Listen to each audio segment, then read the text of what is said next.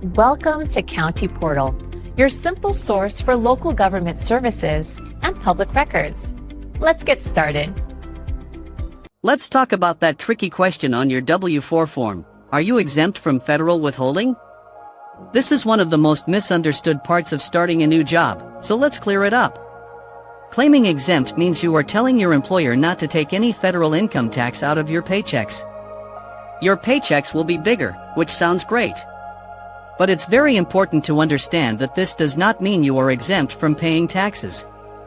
It only means you are stopping the prepayment of those taxes throughout the year. For the vast majority of people, the answer to this question should be no. The IRS has very strict rules about who can legally claim exempt status. To qualify, you must meet two specific conditions. First, you must have had a right to a full refund of all federal income tax withheld last year because you had zero tax liability. Second, you must expect to have zero tax liability this year as well.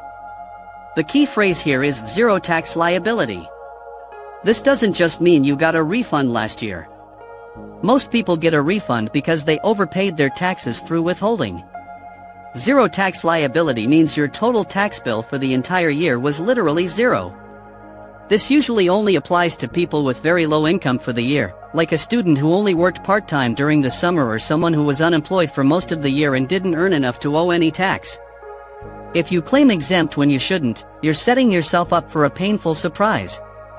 When you file your taxes, you'll likely owe a large lump sum to the IRS because nothing was withheld from your pay. On top of that, you could face penalties and interest for underpayment. It's a financial trap that's easy to fall into if you're just trying to maximize your take-home pay. If you do legitimately qualify, here's how you handle it on the W-4. You don't fill out steps 2 through 4. Instead, you write the word exempt in the space below step 4C. You still need to fill out your personal information in step 1 and sign and date the form. Also, remember that an exemption is only good for 1 calendar year. You must submit a new W-4 form by February 15th of the next year to continue the exemption. So, to summarize, unless you are absolutely certain you will have no tax liability for the entire year, do not claim exempt.